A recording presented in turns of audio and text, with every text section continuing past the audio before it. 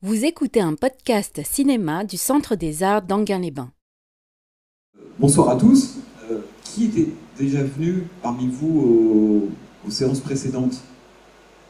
Tout le monde. Enfin, personne ne prend le train en marche là aujourd'hui. Ah si, voilà. Enfin, je m'occupe de vous tout spécialement tout à l'heure. Donc, rapidement, Phantoms of Paradise. Donc ça, encore une fois, par rapport à l'idée du cycle, on progresse chronologiquement. On a commencé à la fin des années 60 avec le lauréat, et là on est maintenant au milieu des années 70. Alors c'est drôle d'ailleurs de se dire qu'on reste assez longtemps au milieu de cette décennie-là, parce qu'il y a beaucoup de films absolument passionnants qui sont réalisés, et qui enregistrent notamment cette idée que voilà, on passe un peu de l'euphorie, si vous voulez, de la fin des années 60, du cinéma de la contre-culture, à un cinéma un peu plus désenchanté. Alors en deux mots, Phantoms of the Paradise, c'est un film que De Palma réalise en 1974. Donc il faut savoir que De Palma, c'est un cinéaste new-yorkais, qui vient de New York. Et souvent je vous dis ça quand je vous parle des films, d'où viennent les cinéastes, parce qu'encore une fois c'est important. On ne fait pas les mêmes films quand on est né ou originaire de New York, de Chicago, d'Atlanta, du Texas ou de Los Angeles. Ce n'est pas le même type de film qu'on fait. Et lui, il appartient à cette veine de cinéastes, Cassavetes, Schasberg, beaucoup d'autres qui viennent de New York et qui ont réalisé en fait des films vraiment presque dans le milieu underground américain à la fin des années 60. Extrêmement libre, très influencé par Godard et la Nouvelle Vague. Il fait des films qui sont des films quasi expérimentaux, il fait des courts-métrages à la fin des années 60. C'est le moment où le cinéma américain découvre se met à introduire une série de nouveautés qui viennent à la fois d'Europe, d'Asie, d'autres endroits des États-Unis.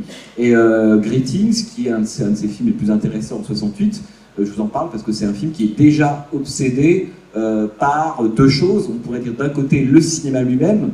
Ce qui caractérise le cinéma de Brian De Palma, c'est qu'en fait c'est un cinéma qui passe son temps à dialoguer avec d'autres cinéastes, avec d'autres films. Donc c'est un cinéma qui est aussi un cinéma ultra cinéphile. Chaque plan de Brian De Palma contient une référence à un autre film. Il appartient à cette génération de cinéastes comme Scorsese ou d'autres qui ont été élevés en regardant des films à la télévision et au cinéma.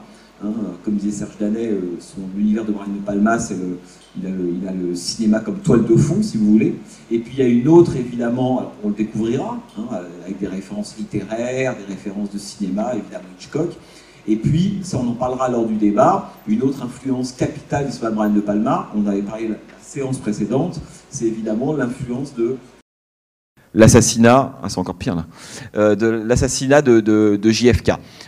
Donc on vous a prévu au moment du débat, dans la seconde partie de la séance, une projection, ça ira très vite, du fameux film de l'assassinat de JFK. J'en ai parlé la fois d'avant, là on l'a récupéré, et c'est bien que vous puissiez le voir et que vous compariez, j'en parle pas encore, avec certaines séquences de Phantoms of the Paradise. Et donc là on est en 74. Et Brian De Palma, après avoir fait des films plutôt très très libres, qui sont très influencés par la Nouvelle Vague, c'est le vent de liberté qui s'ouvre sur Hollywood à ce moment-là, il fait des films à New York, et puis il va débarquer, il va commencer à travailler pour un gros studio qui s'appelle la Warner, un film qui s'appelle Get to Know Your Rabbit, qui va être, alors lui on n'est pas forcément mécontent, mais la Warner n'est pas du tout content du résultat, et va massacrer le film au montage. Et ça c'est une expérience traumatique pour Brian De Palma, et le film que vous allez voir là, c'est en fait le résultat, la conséquence, une des conséquences de ce massacre-là. Et du rapport extrêmement sévère, méfiant, voire paranoïaque qu'a toujours eu Brian De Palma avec les studios hollywoodiens. Et Phantoms of the Paradise, c'est un film qui est totalement nourri par ça. L'expérience désastreuse qu'il a eue avec un studio auparavant. Je ne vous dis pas comment, vous allez voir que c'est un film qui parle évidemment du statut de l'artiste et de la façon dont il peut travailler ou non avec un système industriel et de production. C'est le sujet de Phantoms of the Paradise. Une dernière chose, dès le titre, en fait, la clé est donnée, puisque c'est une déclinaison évidemment du Fantôme de l'Opéra de Gaston Leroux. Alors, de façon très directe, et De Palma l'a évidemment souvent dit, le film mélange trois œuvres littéraires, il le mélange de façon extrêmement habile, d'ailleurs vous allez voir, trois influences littéraires très importantes. D'abord, évidemment, le Fantôme de l'Opéra de Gaston Leroux, le fantôme qui hante les couloirs de l'Opéra Garnier à Paris et amoureux d'une cantatrice qui s'appelle Christine. Donc là, vous allez voir que c'est une des premières influences du film. Vous allez voir comment il retraite ça. La deuxième influence, c'est évidemment le Faust de Goethe, le pacte avec le diable. Je ne vous en dis pas plus. Et la troisième influence, c'est le portrait de Dorian Gray d'Oscar Wilde. Voilà. Vous mettez tout ça dans un shake-up, milieu des années 70, Kennedy, et ça donne Phantoms of the Paradise. Bon.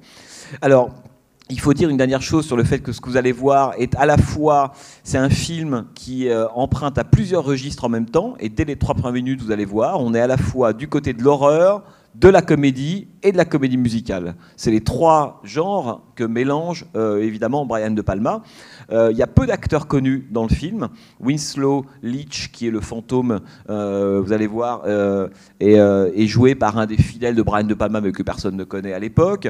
Le rôle du grand, on pourrait dire du grand Mabuse de tout ce système musical, Swan, est joué par Paul Williams. Paul Williams, il n'est pas connu aujourd'hui, mais il était très connu dans les années 70, aussi bien aux États-Unis qu'en Angleterre. C'est un compositeur de musique pop. Hein, c'est quelqu'un qui écrivait des tubes, mais à la chaîne. Hein, et c'est notamment lui qui joue le rôle de Swan et qui a composé toutes les musiques du film. Pour moi, c'est une des plus belles BO des années 70. Vous la connaissez sans doute. Hein, la bande originale de Phantoms of the Paradise, c'est absolument quelque chose d'absolument incroyable. Bon. Et donc, le film contient relativement peu de stars. À l'époque, je vous en parlerai après, mais De Palma voulait avoir certains autres acteurs. Il aurait par exemple aimé que le premier groupe de musique que vous allez voir soit joué par les Stones. Et les Stones n'ont jamais répondu aux demandes de Brian De Palma. Donc c'est un autre groupe qui va incarner, le groupe s'appelle les Juicy Fruits. Les Juicy Fruits qui, une fois traduit, signifient les fruits pressés. Hein, alors ça en dit déjà long sur le statut de l'artiste, hein, qui arrive comme un jus gorgé, un fruit gorgé de jus créatif, et qui après dans le passage au milieu des majors n'est plus rien, quoi, hein, qu'une peau qu'on jette. C'est évidemment un des sujets du film. Donc voilà, je ne vous en dis pas plus. Bonne projection, le film est relativement court, il dure à peine un peu plus d'1h30, mais vous allez voir, il est plein comme un œuf. Hein, c'est un film absolument flamboyant, incroyable, rempli d'idées de mise en scène. Voilà, pour moi, c'est un des plus beaux films, évidemment, de Brian De Palma. Donc bonne projection, et on se retrouve tout à l'heure. Bon, alors, je peux vous dire 2-3 petites choses avant qu'on échange, si vous voulez. Ce qui est très drôle dans Phantom of the Paradise, c'est qu'on pourrait dire que d'abord c'est un film qui, sous les dehors assez pop, et alors, visuellement c'est un film très impressionnant, qui est vraiment, là, c'est tout le côté pop art évidemment de l'époque, le building dans lequel on a Death Records, enfin la société de Swan. C'est quelque chose qui est assez, qui dissimule quand même une immense violence. Je pense que ce qui est très réussi dans Phantoms of the Paradise, c'est le mélange. À la fois, on a évidemment des éléments empruntés à l'horreur, ça c'est dû notamment aux sources littéraires, évidemment. Le visage à la fin de Swan, alors qu'il est évidemment démasqué, etc. On a des éléments de comédie presque du côté du grotesque. Hein, vous avez vu la prestation au début des Juicy Fruits, Beef, cette espèce de chanteur de hard rock grotesque. Là, on est complètement... Alors, c'est intéressant de voir que De Palma réserve les séquences grotesques ou les pitreries uniquement aux personnages en fait, que lui n'aime pas. C'est-à-dire que c'est assez intéressant de voir qu'à aucun moment, Phoenix, par exemple, ou bien Winslow Leach devenant le fantôme, ni même le fantôme, sont les 3 personnages qui ne sont, eux, jamais grotesques, qui ne sont jamais touchés par cette espèce d'effet un peu burlesque. Les autres sont évidemment complètement ridicules. Et en même temps, c'est un film extrêmement violent, au fond, sur ce qu'il raconte.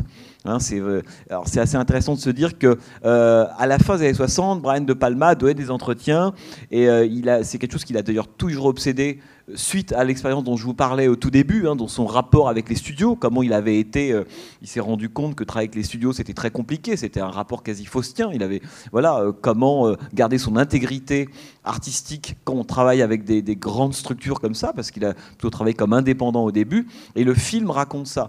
Hein, le film raconte 2 choses. Un, la difficulté évidemment de garder son intégrité. Hein, enfin, il raconte plein de choses. On pourrait y revenir. Tous les thèmes du film sont assez intéressants si on les met dans le bain d'aujourd'hui, quoi, si vous voulez. Hein, je veux dire, qu'est-ce qui a changé entre l'époque de Fantôme d'il y a 40 ans et maintenant? À mon avis, pas grand-chose. Je dirais même que tout Phantom of the Paradise, c'est intégralement réalisé. Le recyclage, la récupération, la suppression de l'intégrité, tout est déjà dans Phantom of the Paradise. Et ce qui est intéressant, c'est de voir combien le film raconte la façon finalement, à mon avis, c'est le vrai sujet. C'est pour ça que c'est un film intéressant sur les 15 années 70 qui à cette époque est obsédé par cette question-là. C'est que, pour le dire vite, à la fin des années 60, au tout début du nouvel Hollywood, les cinéastes américains croient ça va pas durer longtemps, ça va durer 2-3 ans, croient vraiment que les valeurs de la contre-culture vont pouvoir s'imposer à Hollywood. Ils croient vraiment ça. Et d'ailleurs, ils font des films qui révolutionnent le cinéma américain, aussi bien du point de vue des thèmes que de la forme, que de ce qui est dit. C'est très osé, si vous voulez, à l'époque, bon, évidemment. Et en même temps, on se rend compte qu'au fur et à mesure que les années passent, il y a une récupération par le système de toutes les valeurs de la contre-culture. Et mais récupération mercantile, si vous voulez. Et ce qui est très intéressant, c'est qu'en 73-74, c'est le moment de la gueule de bois du cinéma américain, ce moment-là, si vous voulez, après le Vietnam, après le Watergate, etc. Là, on n'a plus du tout cette fameuse euphorie du début. Et on se rend compte qu'en 73-74, c'est un des sujets qui traverse plusieurs films. Il y a un film qui est réalisé 1 an plus tard par Sidney Lumet, qui est un des grands cinéastes de cette époque-là, et pas uniquement d'ailleurs, qui s'appelle Network. Je ne sais pas si c'est un film qui vous dit quelque chose, qui est un film absolument phénoménal. Alors on aurait pu le programmer, par exemple, celui-là, écrit par Paddy Chayefsky. C'est un film incroyable sur la télévision, qui se passe dans l'univers de la télévision au milieu des années 70. Et c'est une des obsessions aussi du film de Sidney Lumet, c'est la façon dont tout ce qui appartenait, on pourrait dire, à la marge, à la contre-culture, aux idées alternatives, tous ces gens qui luttaient, qui voulaient imposer une autre forme, on pourrait dire à la fois de politique, de vie, de système, etc., ont tous été dévitalisés, récupérés. En gros, ça raconte comment est-ce que Che Guevara devient à un moment donné un pins, si vous voulez, sur le t-shirt de quelqu'un qui se balade chez Ikea, quoi. C'est ça l'idée de Network, et c'est ça l'idée de Phantom of the Paradise. Parce que il y a plusieurs séquences qui le montrent, évidemment. Il y a d'un côté l'histoire du fantôme, de Winslow Leach d'ailleurs, alors vous avez vu que c'est assez beau d'ailleurs, parce qu'à la différence du fantôme de l'opéra, la personnalité de Winslow Leach, une fois qu'elle disparaît, elle disparaît. Il n'y a pas l'effet Jekyll et Hyde, si vous voulez.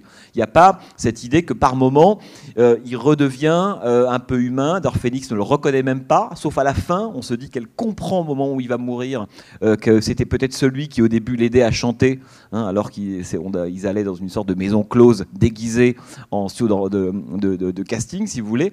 Mais en fait, à part l'axe, on peut dire fantôme Swan, c'est une histoire dont on va parler, on va voir comment tout ça évolue.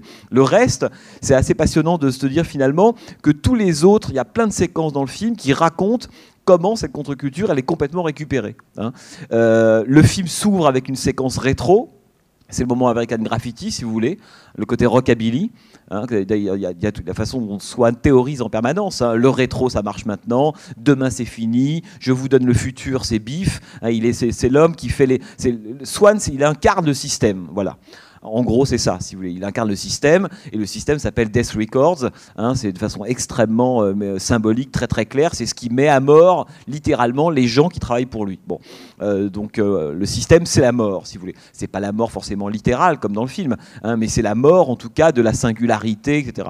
Et ce qui est assez beau dans le film, c'est qu'il y a plusieurs séquences qui montrent comment ce qui a été à une époque, dans la culture américaine, des choses assez nouvelles.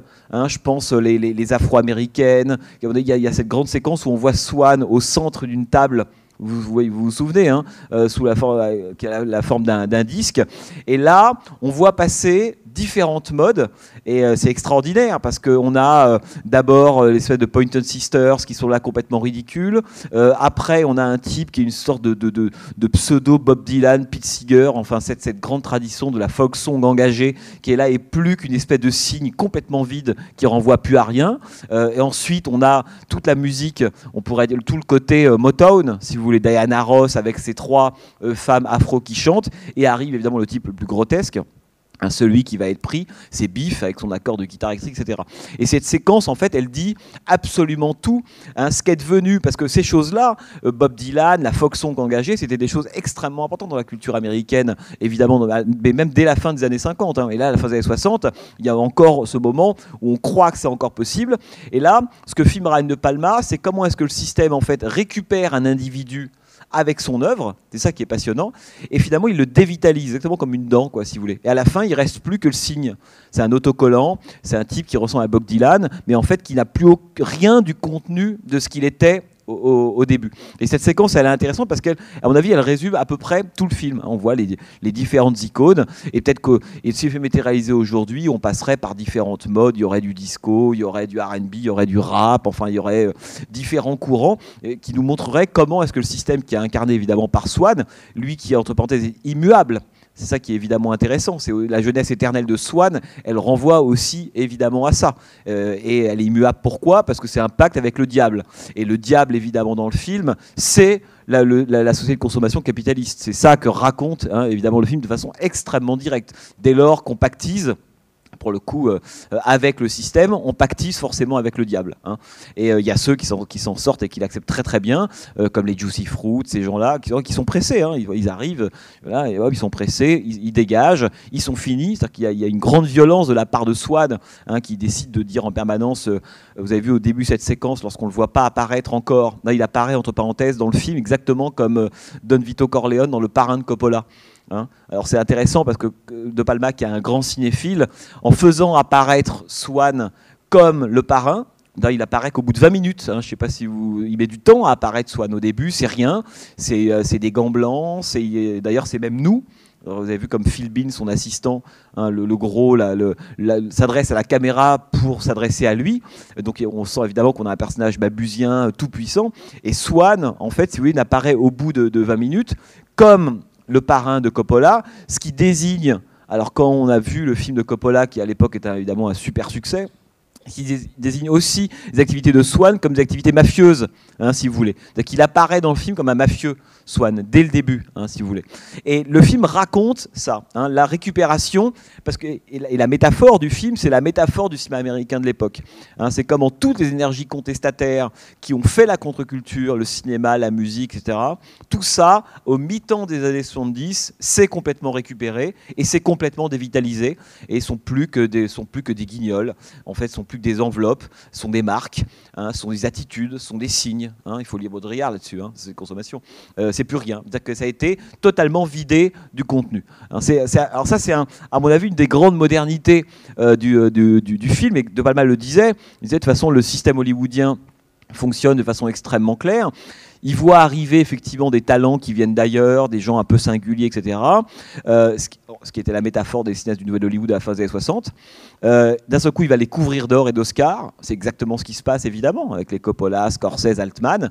Et puis un jour, ces gens-là, à force d'avoir été couverts d'or, à force d'avoir été intégrés par le système, en fait, perdent leur essence. C'est pour ça qu'il y a dans l'histoire du cinéma hollywoodien et des cinéastes, beaucoup de cinéastes, et en France ça nous semble toujours bizarre, qui passent leur temps à faire des allées et venues entre le système et les indépendants. Ferrara étant un bon exemple de ça récemment. Ferrara, on a toujours l'impression que on se dit mais comment le type qui fait là un film avec 200 000 $ dans son appartement à New York a été le même qui a pu faire Body Snatchers à une époque en plein cœur de la machine hollywoodienne. Mais ça c'est un truc qui est caractéristique du cinéma évidemment américain, c'est que comme vous valez ce que vaut votre dernier film, si votre dernier film ne marche pas, vous êtes dégagé. Alors qu'en France, on n'a pas, évidemment, on a moins ce rapport-là. En France, il y a beaucoup de cinéastes qui font 3, 4, 5 films qui ne marchent pas et qui continuent pourtant à trouver des fonds et des subventions pour les faire. Aux États-Unis, ça ne fonctionne pas du tout comme ça. Les majors, les grands studios américains financent un cinéaste dès lors qu'il a du succès. Il suffit qu'il ait un échec, un semi-échec, et d'un seul coup, il sort évidemment complètement du jeu. On en reparlera d'ailleurs à l'occasion de la toute dernière séance du cycle avec Voyage au bout de l'enfer de Michael Cimino. J'en profite pour vous dire que là, la Porte du Paradis est ressortie en salle il y a quelques jours. La Porte du Paradis, on terminera le cycle avec ça, puisque c'est le film, pour plein de raisons sur lesquelles on reviendra, qui marque la fin absolue de Nouvelle Hollywood. Et Cimino, c'est l'exemple mais radical de ça. C'est-à-dire que c'est l'homme qui a été on peut dire le pape d'Hollywood en 78, qui pouvait tout faire après Voyage au bout de l'enfer. Succès phénoménal, 5 Oscars, il avait tous les producteurs hollywoodiens à ses pieds. Il avait carte blanche, et il s'en est servi de cette carte blanche, il a fait Heaven's Gate, et le film d'après, il est tombé, il est quasi diabolisé, c'est-à-dire qu'il est devenu persona non grata. Et d'ailleurs, c'est un homme qui, 30 ans après, ne s'en est toujours pas remis. Il a continué à faire quelques films, mais c'était fini pour lui. Donc il y a une dureté, évidemment, très très importante dans ce système, que raconte aussi De Palma. Et De Palma a été, pour moi, c'est un des intérêts de la filmographie de Brian De Palma, parce qu'il y a eu Phantom of the Paradise, parce que Phantom of the Paradise vient, c'est son 8e film, juste avant, il a réalisé quelques films donc à New York, qui contiennent déjà les thématiques de Palma, son goût de la citation, de la cinéphilie, son rapport au système, le goût des personnages toujours marginaux. Hein, une des caractéristiques du cinéma de De Palma, c'est que souvent des personnages qui sont un peu en marge du système, si vous voulez. Alors au début, ça a été un peu fantastique, c'est des gens qui avaient des dons, hein, télépathie, choses comme ça, et peu à peu sont devenus juste des marginaux. Et il a réalisé ensuite un film qui s'appelle Sisters, vous avez peut-être vu, un film qui s'appelle Sœurs de sang, un film assez beau d'ailleurs je vous raconte pas l'histoire, on imagine deux sœurs jumelles, c'est une sorte de thriller Hitchcockien, là pour le coup intégralement Hitchcockien, absolument formidable. Et après ce film-là, il a réalisé Phantom of the Paradise. Et après, De Palma fera plusieurs autres films, dont Fury, vous avez sans doute vu, Pulsion, hein, qui a eu un succès phénoménal. 83, c'est le film que même les gens qui ne connaissent pas De Palma ont vu, c'est Scarface. Hein, c'est assez drôle d'ailleurs, j'en parle souvent avec des gens, en fait le nom de De Palma n'est même plus attaché à Scarface, tellement Scarface a pénétré dans on pourrait dire la culture pop aujourd'hui. C'est sans doute un des films les plus qui a eu de ces 30 dernières années qui a eu le plus d'influence sur la pop culture contemporaine. C'est évidemment Scarface de Brian De Palma. Hein, c'est quelque chose d'incroyable. Et après, il fera d'autres films comme Body Double, etc. Mais Fantôme, ce qui est intéressant, c'est que c'est un film qui très très tôt prend conscience de ça. Hein, cette idée effectivement que les énergies de la fin des années 60 et Winslow Lee, d'une certaine façon, c'est le nouvel Hollywood de 68-69. Hein, qui va pactiser avec les studios du milieu des années 70. Et là, il est évidemment totalement broyé, hein, si vous voulez. Et ça raconte ça. Hein, et donc tout le problème, évidemment, c'est comment... Donc c'est un film qui nous explique aussi pourquoi le nouvel Hollywood, un jour, s'est achevé. Hein, c'est ça, évidemment, qui est très intéressant. La façon dont les studios cherchent, évidemment, des modes, les fabriquent intégralement. Le film est aussi extrêmement sévère à l'égard du public. Hein, parce que c'est un film très violent, Phantom of the Paradise. Évidemment, Swan est terrible. Évidemment, les gens qui participent de ça sont terribles, etc. Et en même temps, le public aussi. Le public, c'est une masse abrutie. Pendant 1h30, on a des gens qui sont là, qui ne comprennent rien à ce qu'ils sont en train de voir, qui n'ont aucun goût. Du jour au lendemain, ils sont capables de brûler une idole et d'adorer le contraire. Hein, c'est vraiment, pour moi, c'est presque une des choses les plus inquiétantes de Phantom of the Paradise. C'est qu'évidemment, il y a des grands Manitou, l'industrie du disque qu'incarne Swan, hein, qui manipule tout ça. Mais au fond, le pire, c'est que les spectateurs sont les consentants, hein, ceux qui permettent à ce système, évidemment, d'exister. Et d'ailleurs, la séquence de fin sur laquelle on va revenir, il y a deux séquences géniales dans le film. Enfin, les trois grandes séquences de spectacle, si vous voulez. Celle qui ouvre le film avec les Juicy Fruits, on voit donc ces trois types en train de chanter et qui montrent déjà une sorte de porosité entre le monde de la scène et les spectateurs, puisqu'ils par moments ils vont aller sauter sur des filles qui sont au début en train de les écouter. La seconde séquence qui est la création façon Frankenstein de Biff.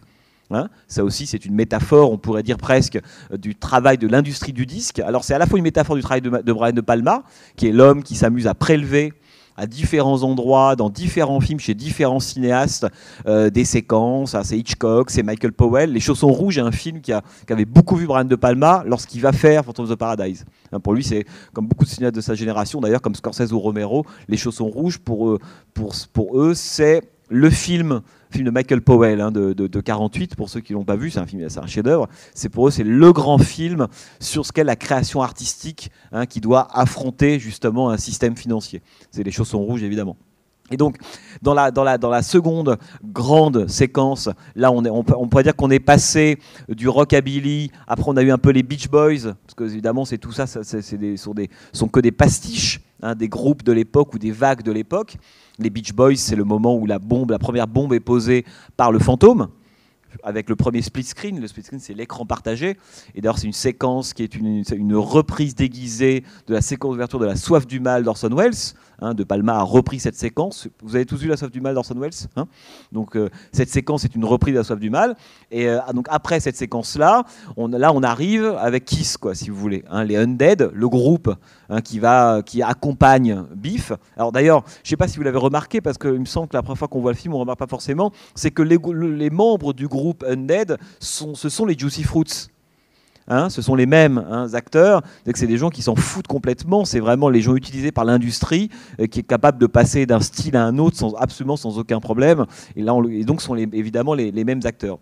Et de là, arrive là, cette fameuse créature Biff, cette créature frankensteinienne. Donc je disais que c'était une métaphore à la fois du cinéma de De Palma, qui est un grand cinéma du prélèvement, du collage, et qui à partir de là finit par faire un film, qui est le corps de Frankenstein, de la créature de Frankenstein.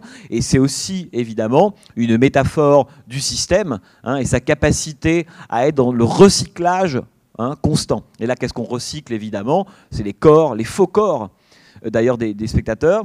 Et moi, il y a quelque chose que j'adore dans cette séquence-là, je ne sais pas si vous l'avez ressenti en voyant le film, c'est que je pense, peut-être pas à la seconde vision, mais à la première vision, lorsque on voit les 3 membres du groupe avec leurs couteaux, leurs fausses faux, etc. On a, alors je ne sais pas si vous l'avez ressenti, mais pendant une demi-seconde, on pense que ça a vraiment lieu. Donc on pense qu'ils vont vraiment couper le bras d'un spectateur ou prendre leur torse ou leur tête, etc. Évidemment, ça c'est à cause du montage génial de Brian De Palma, c'est qu'on a cette espèce de micro-doute, mais non, évidemment c'est du faux et c'est reparti. Mais ça j'y reviendrai parce que la question du vrai et du faux dans le film, qu'est-ce qui est vrai, qu'est-ce qui est faux, qu'est-ce qui est de l'ordre du spectacle et qu'est-ce qui est de l'ordre de la réalité, c'est quelque chose qui est, à mon avis, le grand sujet de Fantôme, qui est, on pourrait dire, sans cesse confus. La fin du film est géniale. On ne sait plus où est la réalité et où est le spectacle. Alors c'est un film, c'est très Guy Debord, Baudrillard, la fin de Phantom of the Paradise. C'est que non seulement à la fin du film, on se rend compte que le réel ne s'oppose pas au spectacle. En l'occurrence, le réel, c'est quoi? C'est la mort. C'est le démasquage du fantôme, etc. Non seulement il ne s'oppose pas au spectacle, mais il l'amplifie. Ça, pour moi, c'est le truc vertigineux de Phantom of the Paradise, c'est évidemment ça. C'est comment ils se rendent compte mais même quand Biff meurt, c'est l'acmé du show, quoi. Alors que ça devrait être ce qui arrête le spectacle, un peu comme, je sais pas, dans Altamont Speedway, le Gimme Shelter des Stones, la fameuse mort d'un des spectateurs pendant le concert des Stones en 69. Là, ce qui devrait arrêter le spectacle, il y a un accident. Biff est électrocuté sur scène, et c'est là que De Palma est très moderne. C'est que plutôt que d'en faire un accident, d'un seul coup tout s'arrête, et effectivement rideau, et puis éventuellement on rappelle les gens, et puis Phoenix rentre en scène et chante. Là pas du tout. Pour les spectateurs, c'est le clou absolu du spectacle. Et donc ce qui est de l'ordre du réel est totalement absorbé par le spectacle immédiatement. Et ça c'est quelque chose d'une modernité incroyable. Aujourd'hui, on sait toujours combien est-ce que quand on oppose le réel au faux, le réel n'est jamais, comme disait Guy Debord, qu'un moment du faux. Le vrai est un moment du faux et le faux est un moment du vrai. Et donc cette espèce d'indistinction-là, De Palma la met en scène à la fin de façon absolument géniale. Mais je reviendrai. Et donc tout ça pour dire que la seconde séquence de spectacle, elle est importante parce qu'elle montre, elle montre l'évolution de la façon dont De Palma filme tout ça. C'est cette fois, on pourrait dire que la conflagration, si vous voulez, des espaces entre le public et la scène prend des proportions énormes. On va se servir même auprès du spectateur. C'est une très très belle métaphore, évidemment, sur ce qu'en fait on donne aux gens ce qu'ils veulent. Donc on va prendre un peu d'eux-mêmes, on le met sur scène, on a un type absolument ridicule et grotesque, Biff, qui apparaît, mais qui est une pure création totalement artificielle. Parce qu'évidemment, là où le film, et ça c'est le problème de Palma, c'est que tout est hyper à tiroir en permanence, là où le film est assez passionnant, c'est qu'avec du faux, il crée du vrai. C'est-à-dire qu'avec les faux membres en tissu dans l'assistance, on finit par créer un vrai personnage. En l'occurrence, Biff qui arrive et qui se met à chanter. En même temps, on peut penser plein de choses à partir de cette idée-là. Ou bien on se dit qu'on fait du faux avec du vrai, ou bien on se dit qu'on fait avec du faux quelque chose qui a l'air vrai, et moi je pense que c'est ça, mais qui au fond est tout aussi factice. C'est-à-dire qu'on croit que c'est vrai, mais Biff est aussi faux que les bouts de tissu à partir desquels il est constitué. Et c'est ce que raconte le film. À aucun moment, le film n'oppose le vrai et le faux. Si. Je dis une bêtise, c'est qu'il l'oppose dans les 20 premières minutes, quand il y a encore Winslow Leach, humain, qui chante sa cantate, etc. Ça, on pourrait dire, c'est le moment de l'innocence. Le film, il est divisé en 2 parties. Il y a avant le moment où Winslow devienne le fantôme, et après. Le film il est divisé en 2 parties. Le moment Winslow Leach, si vous voulez, puis le moment fantôme. Au moment Winslow Leach, c'est encore un monde à l'ancienne. L'innocence, il incarne ça, l'intégrité évidemment contre la récupération, le vrai contre le faux, etc. Et le film met en permanence ça en scène. Et d'ailleurs, Winslow Leach, c'est assez drôle, c'est qu'il apparaît dans ce monde déjà comme une erreur. C'est une anomalie dans ce monde-là. Alors ce monde qui est intégralement corrompu et vendu à la solde de Swan. Où qu'il aille, ça qui est assez beau, c'est qu'il est confronté à Swan. La fondation Swan qu'on lui arrache les dents, les policiers qui sont payés par Swan, etc. Façon de dire pour Brian De Palma, le système n'a aucun contour. Il est totalisant. Où qu'on aille, c'est pas passé. Death Records, c'est pas que le disque. Hein, c'est que dès qu'on se tourne vers les gens, dès lors, c'est évidemment l'argent qui produit ce pouvoir-là. Et dès lors qu'il y a cet argent-là, les institutions sont bien plus faibles. Hein, que cet argent-là. Ce qui fait qu'on va à la police, la prison, partout, c'est comme ça. Et j'aime, on en parlait avec Parallax Zoo l'année dernière, souvenez-vous, le mois dernier, pardon, quand on se disait qu'effectivement, la grande force de la cause d'assassinat de Pakula, c'est de passer d'une conception un peu fermée du réseau, un peu en pyramide, cette idée qu'on monte au sommet et qu'on a une tête, le chef, et qu'une fois qu'on a coupé la tête du chef, et bien le réseau s'effondre. On passait de ça à un système totalement réticulaire, c'est-à-dire qu'on n'est plus dans un système de rouage, et qu'au fond, il n'y a plus de limite au réseau, on ne sait jamais où ça s'arrête, et que si on coupe une tête, une autre va repousser tout de suite. Et Phantom of the Paradise est un film qui raconte exactement ça. C'est pour ça que dès le départ, Winslow Leach, c'est déjà... En fait, il appartient déjà au passé. Hein, c'est une des dernières erreurs dans le cadre, même, on pourrait dire même dans sa façon d'être. Hein, il est toujours différent des autres. Lorsqu'il se déplace dans l'escalier pour aller aider Phoenix, par exemple, c'est atroce, c'est le seul qui a l'air normal. Mais dans un monde complètement fou, il a l'air anormal lui-même. Donc, il est toujours traité comme une anomalie parce que le système ne le tolère pas et va bientôt évidemment l'absorber, récupérer sa cantate et l'absorber lui. Et donc... le premier moment du film, en tout cas les 20 premières minutes, ça raconte presque un système à l'ancienne. On pense qu'on a Winslow Leach, l'artiste génial, innocent, sincère, contre l'horrible industrie du disque fondée sur le faux, le recyclage, etc. Et puis, lorsque, évidemment, il va subir ses différentes mésaventures, avoir le visage pressé, etc., il tombe dans la rivière, la East River. Et là, le personnage de Winslow Leach et donc tout ce qu'il incarne disparaît en même temps dans le film. C'est pour ça que quand je vous disais au début, c'est pas Jekyll Hyde, c'est intéressant ça. C'est-à-dire qu'à aucun moment, on a Winslow Leach qui se remet à parler ou à penser, etc. À la toute fin du film, hein, lorsqu'on le voit qui tend son bras et que Phoenix le reconnaît, il y a comme un souvenir de ce qu'il a été. Mais mais Winslow Leach disparaît du film. Hein, donc on passe d'une identité à une autre. Et c'est une façon, pour combattre Death Records, pour combattre le système, Winslow Leach devient lui-même un agent du système. Hein, il se déguise, il devient un fantôme, il comprend que c'est pas en opposant les valeurs anciennes, hein, l'innocence, le talent, l'intégrité artistique, qu'on va pouvoir effectivement faire quelque chose. Il fait du terrorisme, hein, d'une certaine façon. Le fantôme. Et donc le film, il est vraiment divisé comme ça en deux moments. Le premier moment, c'est presque le principe du réseau à l'ancienne, et le deuxième moment, là plus du tout, et tout se mélange. C'est pour ça que moi, il y a quelque chose que je trouve génial dans Fantôme, c'est que à chaque fois, si vous voulez, c'est un film qui utilise beaucoup de couples. Le vrai, le faux, le spectacle, la réalité. Il y a beaucoup de couples qu'on peut former en faisant une liste, si vous voulez. Et là où il est moderne, c'est qu'il passe son temps à tout mélanger. C'est-à-dire qu'il n'oppose jamais les termes, il les fait tournoyer entre eux. Hein, c'est ce que je disais sur le vrai et le faux. À aucun moment, le film n'oppose le vrai ou faux. Il nous dit de toute façon, dans cette société-là qui est en train d'arriver, d'où cette foule de spectateurs à la fin évidemment, le faux et le vrai, en fait, tournoient ensemble. Il n'y a pas opposer le vrai au faux, c'est stupide. Hein. Le vrai est un moment du faux, évidemment, parce qu'on est totalement du côté de l'illusion. Ce qui fait que quand vous regardez donc ces fameuses 3 grandes séquences de spectacle, on voit comment elles évoluent. Hein. Au début, les Juicy Fruits vont un peu vers la foule, mais la foule ne vient pas vraiment. Il y a encore une petite frontière. Dans le deuxième moment, là, on est dans une espèce de porosité beaucoup plus importante. Hein, et la créature du show est même créée à partir des spectateurs. Et le troisième moment, là c'est l'invasion absolue, c'est le happening total, hein, lorsqu'il renvoie à un film qu'avait réalisé Brian De Palma à la fin des années 60 qui s'appelait Dionysus in 69, qui était un film qui racontait ça, c'est presque une reprise de cette séquence-là.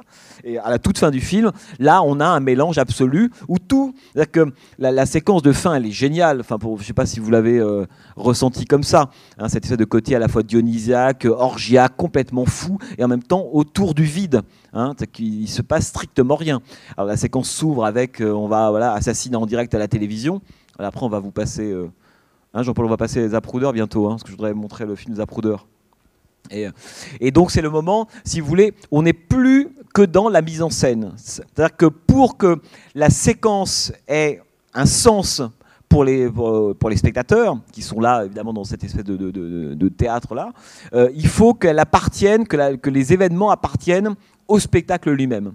Hein. Ce qui fait que, ce que je disais tout à l'heure, c'est que le moment de la réalité, hein, qui devrait normalement bousculer cette espèce de spectacle, l'arrêter, l'interrompre, pas du tout. Hein, c'est que la réalité, non seulement elle ne s'oppose pas au faux, mais alors elle porte presque à un degré incandescent, si vous voulez. Et ça, je trouve ça extraordinaire. Hein, le moment où Swann est porté, c'est terrible, hein, cette séquence où il est porté par la foule, parce qu'il n'y a plus de distinction. C'est ça qu'il faut, à mon avis, bien comprendre dans Fantôme, c'est que De Palma décrit un monde dans lequel la distinction de l'illusion et de la réalité, du vrai et du faux, ne fonctionne pas. Voilà, c'est ça. Que pour les spectateurs, la distinction, elle fonctionne entre une illusion, on pourrait dire, qui fonctionne ou qui ne fonctionne pas, entre un spectacle qui est vraisemblable ou pas, mais pas du tout sur le mode du c'est vrai ou c'est faux. Vous comprenez ça? Et ça, je trouve que le film, de ce point de vue-là, il a quand même, il a 40 ans bientôt, il est extrêmement moderne. C'est pour ça que c'est un film qu'on pourrait totalement revoir aujourd'hui et en tirer, à mon avis, toutes les leçons qu'on voudrait. C'est-à-dire que c'est quelque chose qui n'a absolument pas changé. Hein, et ça, De Palma le saisit quand même dès le milieu des années 70, sous une forme extrêmement ludique, évidemment, parce que c'est un film, par ailleurs, enfin, c'est un film très agréable. Là, je vous avais parlé des références au début, vous avez tous repéré, hein. Dorian Gray, si ce n'est que cette fois, c'est pas un portrait, mais on est passé à l'âge de la vidéo. Enfin, vous voyez, bon, Faust, évidemment, Le Fantôme de l'Opéra, avec évidemment quelques petites variations, hein, si vous voulez. Mais en gros, c'est les influences littéraires, elles sont dans le film extrêmement claires. Hein. Mais alors, il y a quelque chose qu'on va vous passer maintenant. Pour ceux qui étaient là la fois d'avant, pardon hein, pour les tout nouveaux. On avait, à propos de la cause d'assassinat d'Anne Pakula, je vous avais beaucoup parlé de l'influence donc de ce petit film d'assassinat de Kennedy sur le cinéma américain des années 60, fin 60 et des années 70, et en vous disant que à cause de l'assassinat de Pakula était une relecture intégrale hein, de l'assassinat de Kennedy. Bon, la plupart des cinéastes américains de l'époque ont été marqués par ça. Arthur Penn, évidemment, peut-être un des premiers. Hein, je vous rappelle qu'Arthur Penn avait été le conseiller technique de Kennedy, de la famille Kennedy d'ailleurs, mais de Kennedy lors de ses débats avec Nixon. Hein, c'est lui qui avait décidé de filmer de telle ou telle manière JFK dans son débat contre Nixon. D'ailleurs, cette anecdote assez drôle, puisque à l'époque, on pensait que c'est au moment du débat télévisé de 61 que Kennedy a gagné la campagne présidentielle. Hein, et notamment grâce à l'image. Et il y a une anecdote assez drôle d'ailleurs, c'est qu'à l'époque, dans les débats télévisés de campagne présidentielle américaine, on ne cadrait pas en gros plan les candidats. Ils étaient cadrés en plan américain, en gros à la taille, si vous voulez. Ou debout, évidemment, en plan d'ensemble, mais à la taille. Bon. Et on ne les cadrait pas en gros plan. Et ce jour de 61, Arthur Penn, qui lui est un jeune cinéaste, qui a fait quelques films du théâtre, et donc très ami avec la famille Kennedy, il dit à la famille Kennedy, bon, bah, c'est moi qui vais m'occuper de la mise en scène du côté Kennedy, hein, du débat, alors que d'autres s'en occupent du côté Nixon. Et au cours du débat, il a l'idée, et d'ailleurs Arthur Penn, ça lui faisait plaisir de penser qu'il avait aidé à l'élection de Kennedy, il a l'idée au cours du débat, à la fin du débat, de faire un gros plan du visage de JFK. Bon. Et le problème, c'est que l'équipe en face, qui n'était pas très rompue à ces techniques-là, ils avaient des types de télévision, mais pas du tout des gens de la trempe d'Arthur Penn, et les consignes qu'avait donné le clan Nixon face à Kennedy, c'est de dire, écoutez, on fait exactement comme ils font. S'ils font du plan d'ensemble, on fait du plan d'ensemble, travelling, enfin bref, on reproduit leur mise en scène exactement. Et là, Arthur Penn l'entend un piège, il fait un gros plan, et eux, comme des crétins, tout de suite derrière, décident de faire un gros plan de Nixon. Et évidemment, c'est connu qu'à l'époque, le gros plan de Nixon, tout suintant, avec son costume gris, son sourire figé, etc., va ruiner l'image de Nixon et lui faire perdre ce point qui aurait permis l'élection. Et Arthur Penn était très content en disant c'est grâce à ce gros plan que JFK a été élu. Bon, c'est un détail, quoique ça n'est pas vraiment, mais c'est intéressant parce que Arthur Penn a donc été très très proche du clan Kennedy. C'est même lui d'ailleurs qui débutera la campagne de son frère Robert Kennedy et avant là aussi son assassinat. Et d'ailleurs après il arrêtera Thomas avec les Kennedy, il sera complètement dégoûté de toutes ces histoires évidemment. On peut le comprendre.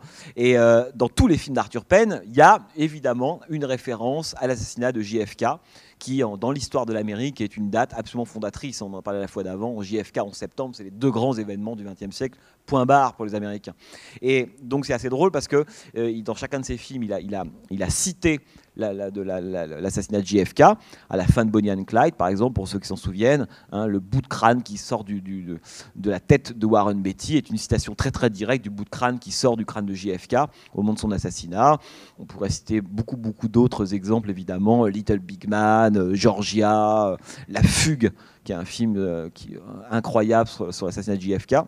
Mais tout ça part, je ne vais pas vous refaire l'histoire de l'assassinat, ça serait beaucoup trop long, mais tout ça part de ce fameux petit film qui avait été tourné par ce fabricant de Dallas, Abraham Zapruder, qui est sur le muret de Dealey Plaza où JFK passe le 22 novembre 1963, alors qu'il est en pleine campagne pour sa réélection au Texas. Il est à Dallas et il passe sur Dealey Plaza, et là donc il va se faire assassiner, et ce badaud, avec sa caméra Super 8, filme, évidemment malgré lui, l'assassinat du président américain, et filme malgré lui le film le plus analysé de toute l'histoire du cinéma, tout simplement. Bon.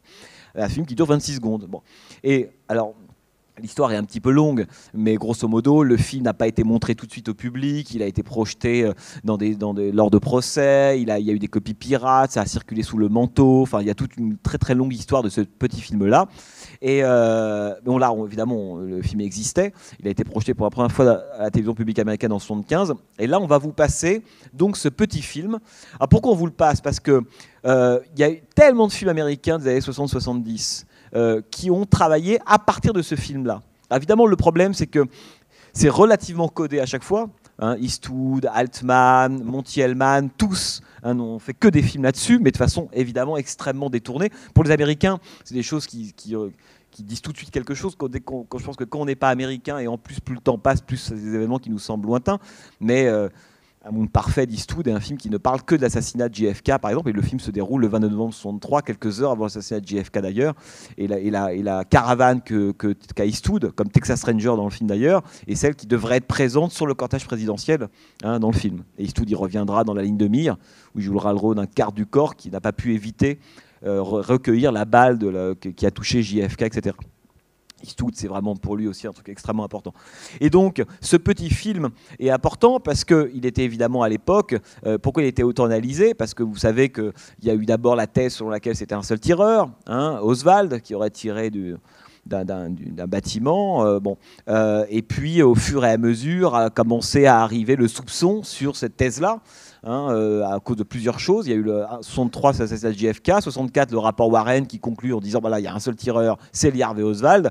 Et plus les années vont passer, plus évidemment cette thèse va être mise en cause et les théories du complot vont fleurir. Jusqu'à encore jusqu'à des théories évidemment totalement farfelues et phénoménales.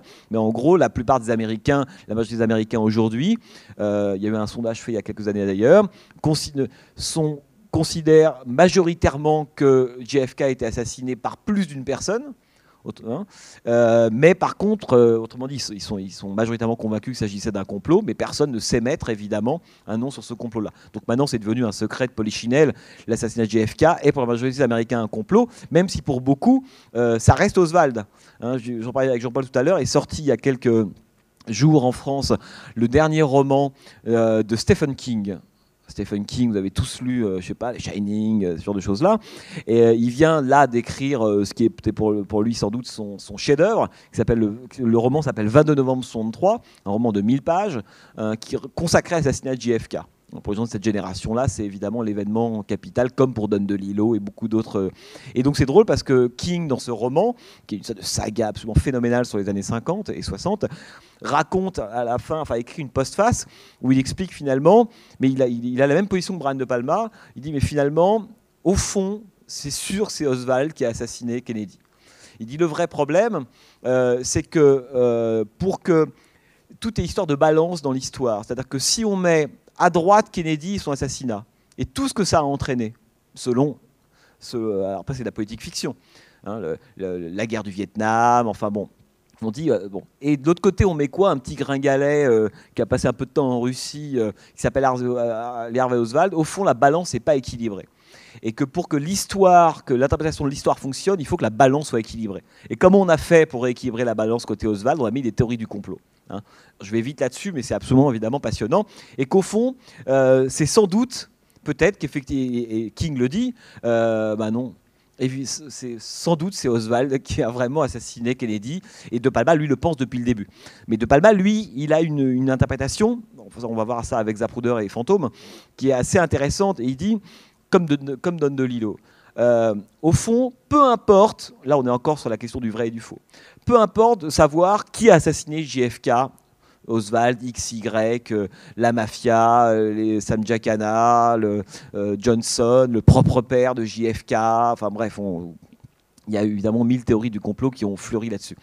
Et il dit, peu importe, au fond, l'assassinat de JFK a eu dans l'imaginaire américain à la fois tellement d'écho, tellement de résonance et tellement d'impact qu'au fond, même s'il n'avait pas existé, il aurait fallu l'inventer. C'est-à-dire que ce qui compte, c'est ce qu'a produit JFK, enfin, l'assassinat, indépendamment de la vérité. Et là, il est très de palmien, il dit de toute façon, la vérité, il n'y a pas de vérité. Donc on s'en fout de ça. Hein, ce qui est intéressant, c'est l'impact évidemment que ça a eu. Et l'impact, on l'a avec ce petit film que là je vais vous montrer, qui donc dure 26 secondes. Et une des raisons pour lesquelles les théories du complot ont fleuri, évidemment, c'est que, pour des raisons que je ne vais pas vous développer, parce que ça serait encore une fois trop long, mais en gros, il y a une partie des journalistes, des universitaires, du milieu intello-américain, qui, récupérant le film à la fin, au milieu fin des années 60, acquièrent la conviction que le film a été trafiqué. Le film qui était censé détenir la vérité, hein, n'oubliez pas que Godard disait le cinéma c'est la vérité 24 fois par seconde, ce à quoi De Palma répondait le cinéma c'est le mensonge 24 fois par seconde. L'image c'est le mensonge 24 fois par seconde. De Palma est aux antipodes de Godard, sur cette espèce de croyance selon laquelle l'image dit la vérité de ce qui est filmé. De Palma pense le contraire, hein, absolument le contraire. Et c'est évidemment pas étonnant. Et donc ils acquièrent la conviction que le film a été trafiqué. Or, comme le film est la seule preuve, il y a eu d'autres choses évidemment, visible de l'assassinat de JFK, on se dit qu'en enquêtant sur le film lui-même, on va en savoir plus sur l'assassinat. Autrement dit, c'est en analysant les images qu'on va mener une enquête politique. C'est pour ça que le cinéma de De Palma et que le cinéma américain s'intéressant à ça est un cinéma naturellement politique, puisque l'enquête sur l'image est une enquête, une investigation politique. On enquête sur le film d'assassinat de Zapruder, de Kennedy, pour arriver à la vérité de l'événement. Il y a cette croyance-là, si vous voulez. De Palma lui dit non. On pourra enquêter autant de fois qu'on veut, agrandir les photogrammes, développer, analyser, etc., etc. On arrivera en bout de course qu'à du mensonge, qu'à du faux. Avec, vous avez tous vu Blow Up de Michelangelo Antonioni, hein, une séquence qu'il a vraiment reprise. À la fin, finalement, on tombe sur rien et le type, il y a 3 grains et le type dit « Regarde là, il y a un homme en train de faire ça ». Et quand on voit l'image, on ne voit rien. Vous vous souvenez de ça? Hein, évidemment, c'est une très très belle métaphore évidemment du rapport qu'on peut avoir aux images. Et donc ce petit film de l'assassinat de Kennedy Zapruder va beaucoup circuler sous les manteaux et infuser une très large part des films du Nouvel Hollywood. Et De Palma, il y a d'autres cinéastes dont je vous ai parlé, et De Palma va être sans doute celui qui, de façon la plus systématique, va reprendre l'assassinat de Kennedy dans tous ses films jusqu'à Snake Eyes. Voilà. Snake Eyes, qui est le grand film. Vous avez peut-être vu Snake Eyes, ça vous dit quelque chose? Ouais. Snake Eyes, qui est le film terminal sur l'assassinat de Kennedy, dans lequel il fantasme le fait qu'il y aurait eu une caméra, un zero eye, qui aurait permis de tout voir. Hein, parce que l'idée, c'est que, pour le dire vite, il y a cette croyance selon laquelle l'homme qui a filmé, vous allez voir ce petit film, le passage de cortège présidentiel, il y a un seul point de vue, il est tout seul avec sa caméra. On se dit, et s'il avait pu y avoir quelqu'un d'autre de l'autre côté, hein, tout simplement, le fameux contre-champ, 2 points de vue sur la même séquence, le même événement. Bon. Et là, peut-être que derrière Abraham Zapruder, on a souvent pensé qu'il y avait un policier de Dallas qui est en train de tirer, hein, là, avec l'autre caméra, on aurait pu voir cette image-là. Donc a commencé à surgir à partir des films d'Abraham Zapruder, cette idée qu'il y avait des choses qui manquaient dans ce film. Il manquait du son, c'est un film qui est muet, en Super 8 évidemment. Il manquait d'autres points de vue, il manquait des images, parce que certains pensent que le film a été trafiqué par le FBI, etc. Et donc le cinéma, c'est là que le cinéma intervient. Hein. C'est vrai que c'est intéressant de le comparer avec le 11 septembre d'ailleurs. C'est là que le cinéma intervient, et le cinéma va, lui, avec tous ces films-là, développer le manque, hein, si vous voulez, du film d'Abraham Zapruder. Hein. Vous avez tous vu Blowout de Brian De Palma.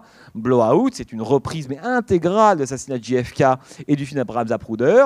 Et cette fois, le manque que comble le film de Palma, c'est évidemment le son. Hein, il imagine qu'au film d'Abraham Zapruder, on aurait eu un son. Et effectivement, peut-être qu'on aurait entendu des coups de feu alors qu'on ne voit rien à l'image, parce que c'est un film et muet. Bon. Et voilà. Alors là, je vais vous passer donc, cette fameuse séquence qui dure donc 26 secondes. Jean-Paul, on la passe 3-4 fois, hein, parce que c'est extrêmement court. Elle va passer d'abord à vitesse normale et ensuite un peu au ralenti. Alors, dites-vous bien, on ne va pas l'analyser. Là, pour le coup, c'est plus que la nuit, c'est pas possible. Sachez que le film comporte 477 photogrammes, que vous allez voir là, qui ont tous été répertoriés évidemment, tous été multi-analysés, à n'en plus finir, des gens qui ont passé des mois sur un seul photogramme, donc c'est pas en une vision, en fait vous n'allez rien voir, sauf une ou deux choses, et surtout une séquence qui va vous permettre, si vous regardez ce que vous voyez là, et pensez à la séquence de fin de Phantom of the Paradise, hein, c'est comme si vous voyez une série de configurations, quoi, de motifs. Hein, je ne vous demande pas de voir dans le détail, c'est pas possible.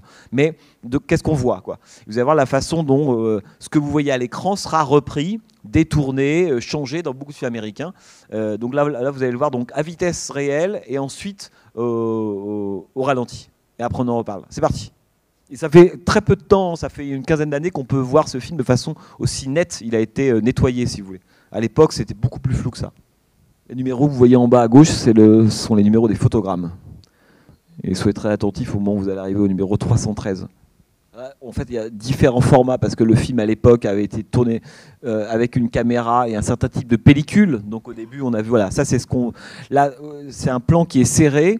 Alors pour le dire vite, si vous voulez, il y a Kennedy d'abord. Là, on sent une coupe, par exemple. Voilà, là, Kennedy est touché, relève les bras.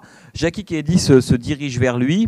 Bon, il y a beaucoup évidemment de détails. Là, il est déjà touché. Et au 313, hein, c'est la fameuse balle soi-disant de Oswald. Son crâne explose. Quelque chose sort du crâne de JFK. Jackie Kennedy se précipite sur le capot pour aller récupérer ce qu'elle a vu évidemment sauter. Et elle revient dans la voiture. Et là, la limousine part pour l'hôpital Parkland de Dallas. Et une demi-heure après, Kennedy sera déclaré mort. Bon. Et donc là, on va le revoir parce que évidemment, il y a beaucoup de détails. Mais ce qui est intéressant, c'est que c'est exactement le film qu'ont vu à la fois les gens des jurys, des jurés, pardon, des journalistes, etc. Avec le sentiment de voilà, là vous allez voir pourquoi. Voilà, là, on sent qu'il y a une coupe. Alors très vite. Voilà, là, ce qui est intéressant, c'est que Kennedy évidemment est touché. La question est de se dire est-ce qu'il est touché par une balle avant ou arrière. Et là, vous allez voir, il prend une balle. Voilà. Alors toute la question, évidemment, c'est la naissance du cinéma gore, hein, là. Hein. Il faut savoir que le cinéma gore, il naît exactement dans cette image-là de la réalité en 63. Hein, c'est-à-dire que, évidemment, une des raisons qui explique aussi l'arrivée, de cette façon, de la violence dans le cinéma américain de la phase des années 60, c'est que le cinéma doit presque se remettre à la hauteur, évidemment, esthétique, quand à l'époque on a Doris Day et Rock Hudson et qu'on voit cette image-là, vous comprenez l'écart esthétique absolument énorme à combler. Et le Nouvel Hollywood, en fait, c'est comment, à la fin des années 70, arriver à faire de cette image une image de cinéma. Hein, revenir à la hauteur traumatique, hein, de la réalité, si vous voulez. D'ailleurs, pour ceux que ça intéresse, qui ont envie de voir des films de Romero, n'oubliez pas qu'en 78, dans Zombie Dawn of the Dead, la seule façon, hein, pour l'humanité de survivre, l'acte le plus simple qui soit, c'est de tirer une balle dans le crâne des zombies. Autrement dit, ce qui en 63 était totalement exceptionnel, une balle dans la tête du président, devient, hein, 15 ans plus tard, presque un motif absolument récurrent. Hein, comme toujours, pour faire le deuil d'une image, il faut arriver à l'approcher, à la remettre en scène, à la produire, etc. Bon. Évidemment, ce qui est intéressant, qu'est-ce qu'on voit dans cette séquence? C'est les motifs, si vous voulez, de l'assassinat Kennedy, c'est quoi? C'est une fête. Alors c'est un cortège présidentiel, alors ça peut être un spectacle, enfin peu importe. On a un couple. Hein, alors là, le couple, c'est JFK et Jackie Kennedy. Gardez ça en tête parce qu'on va y revenir sur Phantom of the Paradise, évidemment. JFK, donc il est à l'avant de la voiture. Jackie Kennedy, qui a un tailleur rose, très important. Hein. Encore une fois, le tailleur rose dans l'imagerie américaine des années 70, c'est le tailleur qu'a Jackie Kennedy le jour où JFK est tué. C'est pas avoir un tailleur rose, c'est pas avoir un tailleur jaune, si vous voulez. Ça renvoie très précisément, évidemment, à ça. Ensuite, on a évidemment l'idée d'un tireur embusqué. Hein, là, on ne sait. Alors, la question, est-ce qu'il y en a un ou deux? Alors, je dis ça parce que vous avez vu que la tête de JFK part en arrière. Alors, c'est du détail, mais à l'époque, le magazine Life, qui avant que le film soit montré, avait publié quelques photogrammes de ce film-là. Et dans le magazine Life à l'époque, ils ont mis du temps, d'abord en noir et blanc, les images les moins violentes, et puis au bout de quelques mois, ils ont sorti les fameux photogrammes où on voit le crâne de JFK exploser. Mais à l'époque, il y a quelque chose qui évidemment va éveiller tous les amateurs de conspiration, les gens qui s'interrogent tout simplement sur ce qui est arrivé à JFK, c'est qu'à l'époque, lorsque Life publie les photos de l'explosion du crâne de JFK, les photogrammes sont intervertis. Ça veut dire que le photogramme qui est après, normalement, l'explosion du crâne est mis avant et vice-versa. Ce qui veut dire que quand vous regardez la succession des photogrammes, vous avez le sentiment que la tête de JFK part en avant. Vous comprenez ? Alors que dans le film, elle part en arrière. Il suffit évidemment d'intervertir les photogrammes, c'est juste un problème de montage, quoi. Et à l'époque, on s'est dit, beaucoup de gens se sont dit, oui, mais alors, pour quelle raison Life a interverti les photogrammes ? Parce que, tout ça, on est du côté de la conjecture et de l'hypothèse évidemment, tout simplement parce que à l'époque, la thèse du tireur isolé, le tireur isolé en l'occurrence Oswald, est situé derrière JFK. Le Texas Book Depository d'où aurait tiré Oswald est derrière lui. Autrement dit, si la tête part en arrière, il y a fort à parier que le coup soit, il y a une des balles. Hein, il a reçu 7 balles, JFK. Une des 7 balles soit ait été tirée depuis une position avant. Si vous voyez ce que je veux dire. Autrement dit, pour qu'il y ait complot, il faut qu'il y ait 2 personnes. C'est vrai que c'est très important dans les débats américains. C'est pas Oswald, en fait, on s'en moque un petit peu. La question, c'est de savoir est-ce qu'il y a eu un tireur unique ou pas. Qu'il y en ait eu 1 ou 2, ou 1 ou 50, ça ne change plus rien. C'est que dès lors qu'on passe de 1 à 2, c'est ça le grand cap. Dès qu'il y en a 2, ça veut dire qu'il y a complot. Après, il peut y en avoir plusieurs, c'est autre chose. Et donc, évidemment, beaucoup de gens accusent à l'époque Life, soi-disant commandité par le FBI, d'avoir trafiqué, non pas les images, mais l'ordre des images. Et comme la tête de JFK part en avant, accréditant la thèse que toutes les balles viennent de l'arrière. Alors que dans le film original, comme ça que quand le film va être analysé à la fin des années 60, sous le manteau, et que les gens vont découvrir la vérité du montage, parce qu'ils ne l'avaient pas jusque-là, ils avaient juste les images de Life. Ils vont dire, mais finalement, la tête de JFK ne part pas en avant, hein. Elle part en arrière.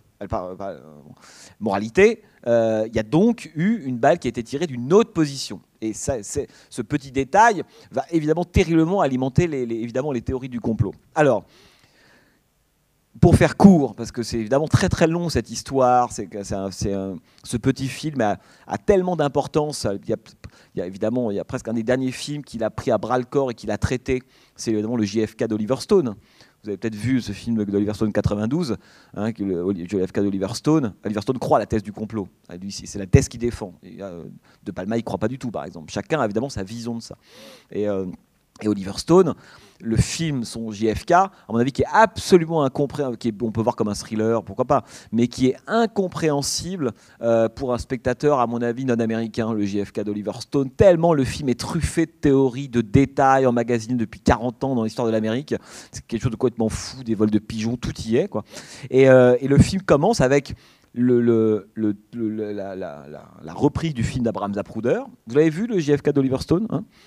Ça commence comme ça, on revoit ce film-là, et au moment où la limousine arrive devant le fameux panneau, on a le sentiment qu'il y a une saute avant qu'il soit touché par la balle, le film s'arrête, écran noir, on entend un tir, on entend des bruits de pigeons, hein, ça c'est très important, la question des envols de volatiles dans le cinéma américain de cette époque-là, parce que ça renvoie toujours évidemment à l'assassinat de JFK. Et là, le film, pendant 2h15, va tenter de comprendre ce qui s'est réellement passé pendant ce moment noir. Hein. Et tout le film, en fait, vise à refaire, à reconstituer, à remplir les trous, les blancs de l'assassinat de JFK. Et après, il va remettre en scène, littéralement, le film d'Abraham Zapruder. En fait, il substitue un film sur lequel, en fait, qu'on n'a pas réussi à analyser, hein, sur lequel il y a un doute, il va lui substituer un film avec un sens absolument plein qui montre qui a tiré, pourquoi, etc. C'est très intéressant, le fantasme d'une histoire. Ça, Oliver Stone, il filme du point de vue du fantasme d'une histoire pleine, alors que De Palma, évidemment, pas du tout. Et donc, en regardant ce film-là, si vous voulez, il y a une série de motifs. Alors, le couple présidentiel, alors ça peut être un couple de sénateurs, peu importe, le couple politique, la question de la parade, hein, le public aux abords de Daily Plaza, qui est voilà, l'idée d'un tireur isolé, l'éclatement du crâne, ça qui est en 63, qui a introduit le motif de la défiguration au cinéma. Hein, c'est très très important. Il y a eu d'autres images très importantes, notamment du Vietnam, mais celle-là, elle est évidemment fondatrice. La question du complot, hein, très très importante. La question du petit film qui détiendrait la preuve d'un événement. Ça, c'est quelque chose qui va infuser tout le cinéma américain des années 70. Ouais, chercher un petit film pour se dire, bah, tiens, si on l'analyse, on va pouvoir... C'est un mélange entre Zapruder et Blow Up, quoi, si vous voulez. Voilà, la liste est longue, je m'arrête là. Mais en gros, on peut dire, si vous voulez, que quand vous revoyez maintenant la fin de Phantom of the Paradise, parce que je prends un exemple parmi d'autres, mais il faudrait reprendre, il y a beaucoup d'autres films, c'est que le couple, on l'a.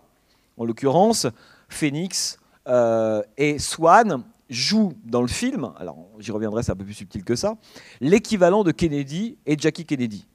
La corolle rose énorme, à un moment donné, hein, dans lequel vous avez vu cette très belle corolle rose, est évidemment un renvoi plastique au tailleur de Jackie Kennedy. Le tireur embusqué que vous voyez, c'est la vision d'Oswald que nous, on ne voit pas. Hein. D'ailleurs, le film cite aussi, alors ça c'est un peu compliqué, mais il cite aussi un autre film d'un cinéaste qui s'appelle John Frankenheimer, qui s'appelle Un crime dans la tête. Crime dans la tête, un film de 62 qui raconte l'assassinat d'un sénateur en lice pour la présidentielle américaine.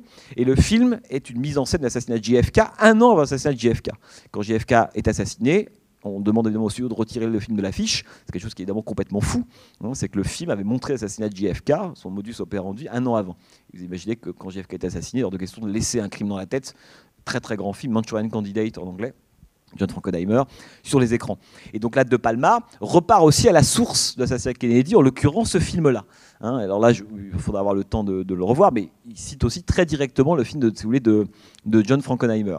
Après, on se dit, oui, mais où est Oswald? La question, c'est qu'une fois qu'on a repéré tout ça, la parade, l'assassinat en direct à la télévision, hein, qui renvoie évidemment à cette idée que la séquence va être filmée, hein, le mariage, et c'est là, bon, une fois qu'on voit, on a identifié, on se dit oui, effectivement, oui, je vois très très bien, etc.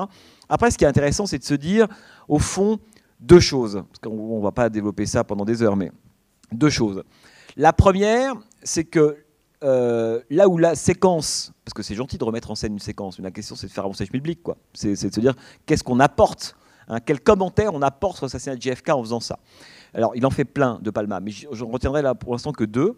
Le premier, c'est ce que je vous disais au tout début, c'est qu'à l'époque où le film de Abraham Zapruder sur cette JFK apparaît, il y a cette croyance, cette vieille croyance, selon laquelle, en fond, il y a une distinction entre le vrai, évidemment, et le faux, et que la vérité d'un événement, hein, elle est captée par la caméra ou son enregistrement. Autrement dit, à l'image, ce que je vois, je filme une chaise, c'est une chaise.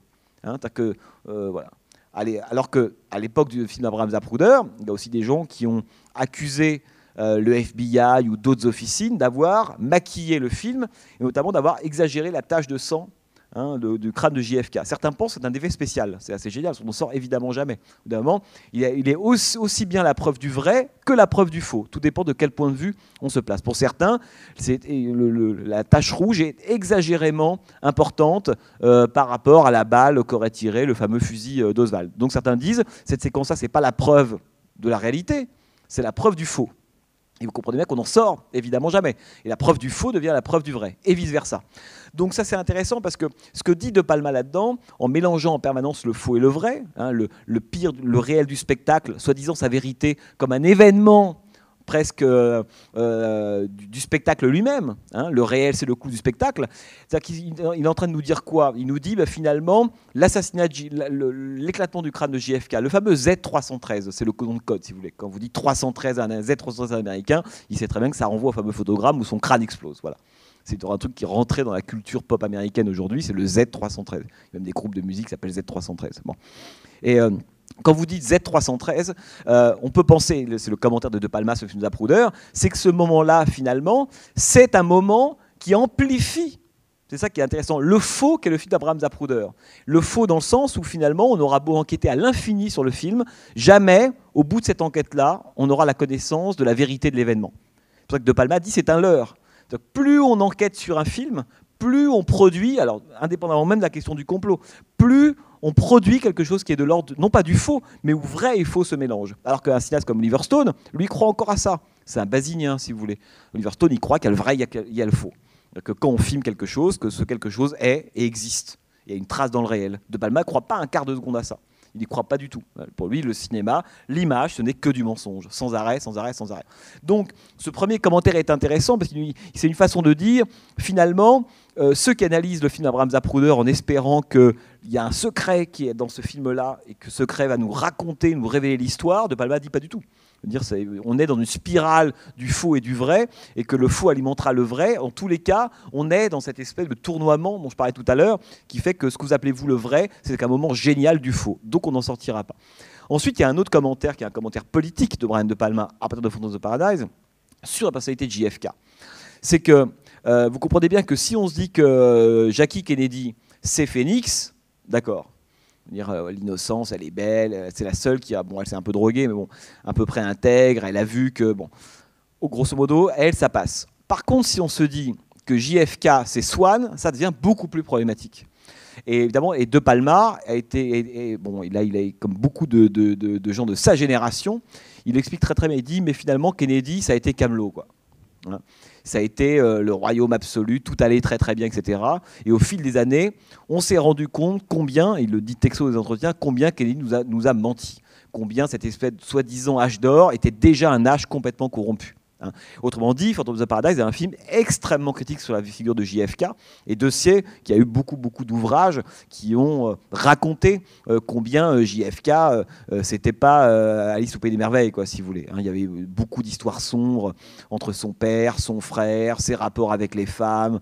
Voilà. Et peu à peu, on s'est rendu compte que, en gros, JFK, moment d'innocence, l'île aux enfants, si vous voulez, paradisiaque du moment américain. Et puis quand il est assassiné, d'un seul coup, on plonge dans le cauchemar. C'est pas vrai. Hein, c'est que ça, c'est le point de vue de Palma, c'est le point de vue de Clint Eastwood. Un monde parfait. Le titre, Un monde parfait, c'est évidemment une satire du monde tel qu'il était à l'époque de JFK. Hein, il est tellement parfait que les familles battent leurs enfants, qu'on assassine des gens à vue, etc. Alors qu'il y a dans la mythologie, pas dans l'imaginaire, mais dans la mythologie américaine, cette idée que JFK a été le dernier à incarner une forme d'innocence et qu'après lui, cette innocence a été rompue. Et alors c'est intéressant parce que quand vous revoyez un film comme American Graffiti de George Lucas, par exemple, George Lucas croyait à ça aussi. Lorsqu'il tourne American Graffiti en 1973, vous avez peut-être vu ce film, qui est un film bizarre parce que c'est un film plutôt qui a l'air, jusqu'à son dernier plan, qui a l'air plutôt un peu rétro, un peu amnésique, qui se passe au cours des années 50, qui veut oublier l'Amérique de Kennedy et du Vietnam. Et George Lucas disait, pour moi en 1973, après 5 années de films critiques à l'égard des valeurs américaines, de la politique américaine, de héros névrosés, de grands mea culpa, etc., moi j'avais envie de refaire un film qui redonne un peu confiance aux gens. Et il a décidé d'arrêter son film exactement à la veille, enfin en 62, de l'assassinat du président Kennedy. Comme si pour lui, en fait, l'âge d'or, c'est intéressant, hein, l'âge d'or c'était avant Kennedy. Et le jour où Kennedy est assassiné, là l'Amérique plonge dans le cauchemar. Sachant que pour ces gens-là, le Vietnam, c'est à cause de la mort de Kennedy. Enfin plutôt, c'est qu'il y aurait eu Kennedy, il n'y serait pas allé. Alors la fin d'American Graffiti, pour ceux qui s'en souviennent, c'est assez intéressant de se dire que tout va bien. Il y a un carton, on apprend ce que sont devenus tous ces jeunes des années 50, et ben on apprend que la moitié sont morts au Vietnam, etc., etc. Donc faisant vraiment reposer sur l'assassinat de JFK le devenir noir de cette jeunesse-là. Donc il y a cette idée, si vous voulez, dans la mythologie américaine, d'un moment d'Éden perdu, même encore aujourd'hui très très fort. Hein. JFK, Kennedy, c'est le dernier président que les Américains, les Américains, qui reste un mythe, si vous voulez. Depuis Kennedy, il n'y a pas de président américain qui a acquis cette stature. Carter, Reagan, évidemment Johnson, Bill Clinton, Obama, ça faudra qu'on voit. Hein. Mais c'est intéressant, c'est que Baudrillard le disait, c'est le dernier président en chair et en os, c'est Kennedy. Les autres, c'est des fantoches. Et c'est pas vrai, c'est pas faux, évidemment. Bon, ça serait trop long, mais bon. Et c'est intéressant parce qu'on se rend compte là que De Palma, en 1974, hein, on est quand même une dizaine d'années après l'assassinat de JFK, a une vision très critique de ce qui à l'époque est en train de se constituer comme une mythologie, la mythologie Kennedy, l'âge d'or, quoi. le moment où tout allait bien, où l'Amérique était resplendissante, et puis un jour, il y a eu ce jour-là qui a fait basculer l'Amérique. Hein, on pourrait presque dire, Don DeLillo écrivait, c'est 7 secondes, il l'écrit dans son premier roman Libra en 71, il a une belle phrase, il dit « L'assassin Kennedy, c'est ces 7 secondes qui ont brisé en deux ce siècle et l'Amérique ». Vous voyez l'importance dans l'imaginaire américain de l'assassinat Kennedy, c'est pas quelque chose, comme l'a été évidemment le 11 septembre. Hein, c'est voilà, 7 secondes qui ont brisé en deux ce siècle et l'Amérique. Et ce que racontent évidemment des gens comme De Palma ou d'autres, c'est finalement, on n'est pas passé du blanc au noir. Il y avait déjà des zones d'ombre. Mais après, la question évidemment qui est importante, c'est de se dire, oui, mais qu'est-ce qui fait l'histoire? Est-ce que c'est la réalité de l'histoire, qui peut être discutée en fonction des historiens, ou est-ce que c'est la mythologie? Hein, souvenez-vous de cette phrase de John Ford dans L'homme qui tua Liberty Valance, hein, si la légende est plus belle que la vérité, imprimez la légende. Et le problème, il est là, c'est que normalement la mythologie a un effet retour sur l'histoire, et elle fait l'histoire autant que la réalité d'une certaine façon. C'est pour ça que ce que je vous dis là, je ne veux surtout pas qu'on pense que j'oppose histoire réelle et puis mythologie de l'histoire. Non, l'histoire, c'est aussi de la mythologie. Hein, c'est les deux en même temps. Et c'est ce que raconte évidemment aussi Kennedy.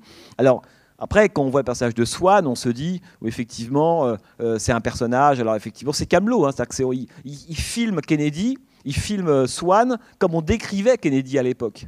Le royaume, la cour, les gens autour, les filles qui étaient fournies à Kennedy par le réseau, par des réseaux mafieux, etc. Ça, c'est la séquence du casting. Hein, après, encore une fois, ce qui est très fort dans ce type de film-là, et comme beaucoup de films américains, c'est qu'ils ont l'air d'être des petites choses, comme toujours, et en fait, quand on ouvre, c'est monstrueux. Hein.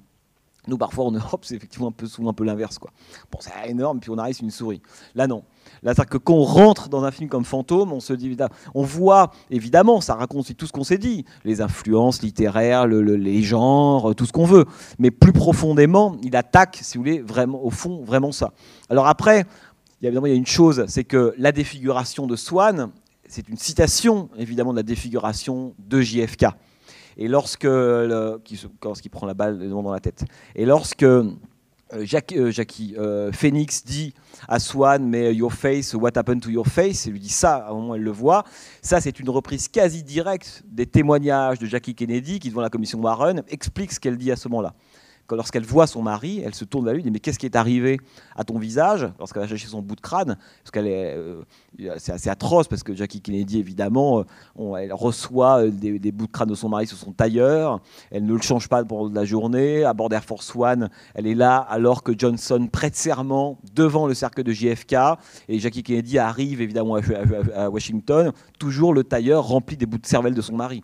Il y a quand même tout un truc autour de ça qui est évidemment plus que glauque, hein, si vous voulez. Et ce que raconte à ce moment-là Phoenix, la réaction qu'elle a, c'est exactement la réaction du rapport Warren, et que les Américains ont beaucoup lu à l'époque. On attendait le témoignage de Jackie Kennedy, évidemment. Elle était aux premières loges. Hein. Elle dit exactement, elle reprend les mots de Jackie Kennedy à ce moment-là. Bon, après, on pourrait multiplier évidemment les exemples. Et puis, ce qui est évidemment, pour moi, la chose la plus intéressante, c'est qu'au fond, à la fin de Phantom of the Paradise, qu'est-ce qui gagne? C'est de se dire, qu'est-ce qui gagne à la fin? Enfin, qui gagne? Qui l'emporte? Bon, Swann est tué, bon, parce que ses bandes sont brûlées, donc très bien. Winslow Leach, le fantôme, est mort. Phoenix reste, mais au fond, qu'est-ce qui reste? Qu'est-ce qui reste encore debout, malgré tout ce qu'on a vu, hein? C'est le divertissement et c'est le spectacle.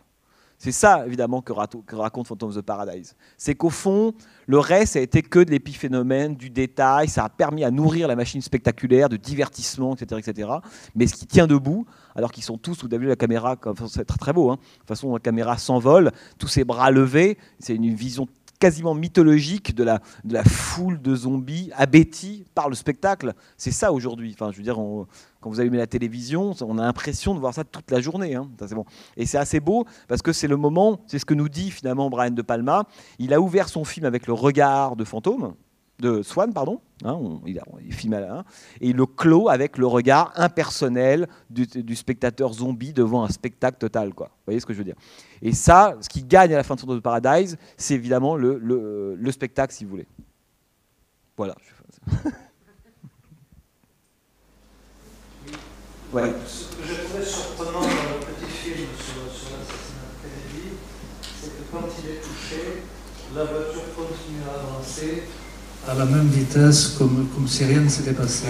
Ça m'a beaucoup surpris dans cette séquence. Alors c'est compliqué parce que, si vous voulez, dans toutes les théories, le problème, c'est que tout dépend comment on regarde ce film. Voilà. Soit on le voit comme un film vrai, c'est-à-dire qui n'a pas été trafiqué. Voilà, c'est possible. Auquel cas, on se dit effectivement, comment se fait-il que la voiture ne ralentisse pas? Témoignage des policiers qui, au contraire, certains vont dire le contraire. Comment se fait-il, alors qu'on entend des coups de feu, que la voiture n'accélère pas? Voyez, voilà, même vitesse. Alors, certains ont dit à l'époque, oui, mais il y a des photogrammes qui ont été enlevés, le film a été ralenti, précisément pour qu'on ait le sentiment qu'on reste à la même vitesse. Certains ont dit, mais pour quelle raison les hommes de main, là, les policiers qui sont autour du service de sécurité, ne se retournent pas? Pour quelle raison certains d'entre eux ne tentent pas d'arrêter la voiture? Toutes les images, toutes les situations, tous les personnages que vous voyez dans le film, ils sont 300 là-dedans. Ils ont tous été identifiés, tous interrogés. Certains ont pris des photos. Il y a même, quand vous voyez le cortège qui passe, il y a une femme avec un manteau rouge. Ça, vous voyez, enfin, elle a un manteau rouge, elle est un peu toute seule. Et cette femme s'appelle Maria Muchmore. Maria Muchmore, c'est quelqu'un qui a fait des photographies au moment de l'assassinat de JFK et qui finalement fait des photographies en contre-champ d'Abraham Zapruder. Et c'est elle qui fait la fameuse photo où on voit l'autre côté de la limousine avec la butte, le côté Zapruder, la butte. Et c'est sur cette photo-là, qui a été vue, revue et multi-analysée, qu'on a sur la petite butte quelque chose qui brille. Voilà. Et là, vous imaginez, ça a été l'entonnoir. Tout le monde s'est rentré évidemment là-dedans. Certains ont dit, mais ça, c'est la preuve que c'est la lunette d'un fusil avec le soleil. D'autres ont dit, mais ça c'est la preuve que les gens de Dallas, que la police de Dallas était impliquée, parce que ce qu'on voit luire, c'est l'étoile d'un shérif. Et bon, il y a eu des théories comme ça à n'en plus finir. C'est-à-dire que tout le problème, et moi pour avoir travaillé longtemps dessus, c'est-à-dire que si vous commencez à rentrer, enfin, c'est très fascinant en même temps de se prendre à ce jeu-là, évidemment. Il y a toujours cette idée qu'on va trouver la vérité dans l'image, alors qu'en fait, on ne trouve jamais... Enfin, là, c'est le principe des poupées russes, c'est-à-dire que chaque question amène une autre question, et en fait, on ne trouve que son propre fantasme. C'est l'effet blow-up. À la fin, je vois plus rien et je vois tout. Parce que précisément, je vois plus rien. Et donc tout le risque du film, quand on le voit, et c'est le risque en même temps naturel, et que tout le monde a couru, et que tant de gens aujourd'hui sur Internet, il y a encore des gens qui discutent à n'en plus finir de ce film-là, de ce qu'on voit, ce qu'on ne voit pas. Le moment où la limousine passe, on a un sentiment qu'il y a une petite saute, comme si des images, évidemment, avaient été coupées. Certains ont dit, alors JFK relève les bras, comment se fait-il que la trace de la balle sur son costume soit au même niveau que sur sa peau, alors qu'il est en train de remonter? Normalement, ça aurait dû faire remonter. Enfin, vous voyez, il y a des... Enfin, ça vous intéresse, vous pouvez plonger là-dedans. Vous avez 10 ans de votre vie qui seront comblés, quoi. Mais c'est quelque chose évidemment passionnant. Mais encore une fois, il y a deux types, si vous voulez, de rapports et donc de types de films et de cinéastes. Il y a ceux qui pensent que c'est en analysant le film qu'on va atteindre une vérité objective absolue de l'événement et donc de l'histoire. Cette idée, ça c'est la vision classique qui est « je vois, donc je comprends ». Donc je connais. La vision, c'est la connaissance. Voilà. Et puis, ça c'est... si vous voulez, c'est une vision, c'est une vision classique, quoi. Et puis il y a une autre vision à laquelle appartient évidemment De Palma. Lui, ça fait très longtemps que le film de Zapruder ne l'intéresse pas du tout comme preuve, ou en tout cas comme détenant un secret, mais ça l'intéresse comme un phénomène mythologique absolument fondamental. C'est-à-dire que si pendant 30 ans, autant de gens ont revu ce film, l'ont autant analysé, ont produit toutes les théories du complot, etc., c'est qu'au fond, c'est quelque chose qui est structurant pour l'imaginaire américain. C'est ce que disait De Palma. Si l'assassinat n'avait pas existé, il aurait fallu l'inventer. Tellement il a produit d'images, d'œuvres, tellement la production culturelle à partir de l'assassinat a été importante. Mais pour cette catégorie de cinéastes, si vous voulez, ou d'artistes ou d'intellectuels, on les appelle comme on veut, le film n'est qu'un moment du faux. À aucun moment, ils pensent qu'on va pouvoir, en analysant à la loupe, au ralenti le film, on va pouvoir comprendre évidemment les choses. Sachant qu'à l'époque, il y a le film d'Abraham Zapruder, qui est évidemment le film qui va circuler le plus connu, mais d'autres petits films sont réalisés, un peu avant, un peu après. Certains ont filmé des bouts de la voiture arrivant sur Elm Street, c'est la rue à laquelle se déplace le cortège présidentiel. D'autres ont pris des photos. Donc, ce qui est intéressant, et ça c'est l'histoire le montre, c'est que plus on a accumulé de documents photographiques sur l'événement, mais sur ce moment-là, hein, moins on a compris ce qui s'était passé. Hein. Et c'est ça qui est évidemment. Alors, sur la balance dont je vous parlais au début, j'aime assez en fait là pour le coup cette théorie de Stephen King, c'est-à-dire qu'elle me plaît beaucoup. Hein, parce que c'est très compliqué de se dire d'accepter l'idée qu'il puisse avoir un déséquilibre aussi monstrueux. Hein, comment un petit homme, avec tout ce qu'on sait sur Oswald, le type pas épaulé, un peu perdu, un peu bébête, un peu fou, maltraité dans son enfance, etc. Bon, comment cet homme-là a pu produire autant, et là je mélange le réel du fantasme, autant de dérèglements dans l'histoire de l'Amérique et donc du monde. Et donc pour que notre raison elle accepte ça, il faut rééquilibrer la balance, quoi. Et en fait, on se rend compte que, et ça c'est vrai, quand on s'amuse à y réfléchir un peu dans son coin, on se dit que le complot c'est rassurant, parce que c'est à la hauteur de l'événement produit. Hein, on se dit, voilà, il y a eu des complots, on ne comprend rien, on ne sait pas qui, comment. Mais dans notre tête, il y a quelque chose qui s'équilibre. Hein, c'est-à-dire qu'il disons que ça donne un sens à l'histoire, hein, ça lui donne du poids. Alors sinon, on est juste du côté de l'idiotie, mais au sens de Clément Rosset. Et la raison ne supporte pas l'idiotie, quoi. Et ça, c'est vachement intéressant. Enfin, je trouve ça psychologiquement extrêmement intéressant, l'affaire JFK, quoi. Et c'est pour ça que ça a autant excité les cinéastes, évidemment. La matière, elle est en or. C'est un mélange d'histoire, d'événements, de trucage, de faux, de réalité, d'images, de nouveaux régimes d'images. Hein, c'est qu'il est évident que ce film-là, et on comprend pourquoi avec d'autres, hein, il y aura d'autres images qui, dans le cinéma américain des années 70, le nouvel Hollywood, vont compter, et notamment du Vietnam. Hein, il y a des images du Vietnam, on en avait peut-être parlé au début, qui ont eu beaucoup d'importance, des icônes très importantes évidemment, mais rien n'atteint évidemment celle de l'assassinat de JFK, et même la mort de Robert Kennedy. Hein, vous avez peut-être vu ça. Ça n'a pas du tout cette puissance-là. C'est qu'il y a pour le coup un avant et un après JFK, non pas d'un point de vue politique historique, ça se discute, c'est ce qu'on disait, est-ce que c'était si génial que ça avant, si catastrophique après? C'est même pas de ça dont il faut parler. Il y a eu un avant, un après, du point de vue du régime des images dans la culture américaine après 63. Et comme ça a eu un impact phénoménal, ça a métamorphosé toutes les images. Or, comme le réel se fait à partir des images, voilà, on est toujours pris dans cette espèce de serpent c'est un cycle sans fin, quoi. C'est un cercle, pour le coup, pas vertueux, mais totalement vicieux, quoi. Je vous ai totalement assommé, là. C'est Z313 pour tout le monde. Ouais. Non, il y a un truc qui est tourné sur un film. Vous avez un micro, je vous entends pas bien.